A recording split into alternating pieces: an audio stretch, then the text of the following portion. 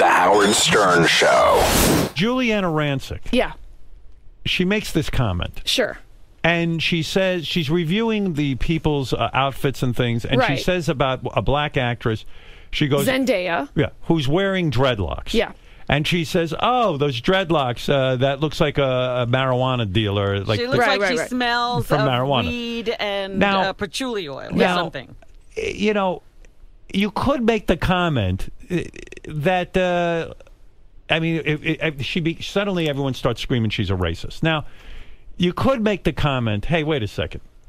In the Rastafarian religion, their religion is marijuana, and when you wear dreads, you could be mistaken for a Rastafarian. I'm not saying it's the most racist statement ever. It's not the least racist statement. But I don't know how... I didn't get the vibe from this that she's a raging racist.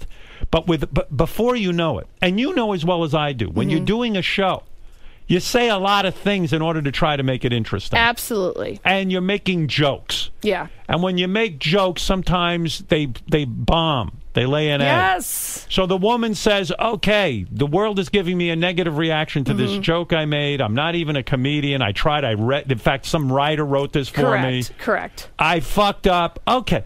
But Kelly Osbourne immediately resigns from the show. That day, I believe. That day. She goes, I don't want to work with racists.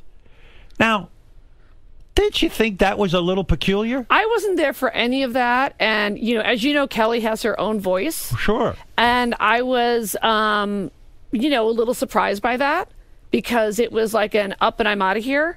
And she is pals with Zendaya, so she felt like, I think she was like sticking up for her pal. Do you get the feeling that she wanted just out of the thing and then use that as part of the excuse? I mean, I do kind of get that feeling. I think that Kelly has said post that she had 4 or 5 such great years with Joan.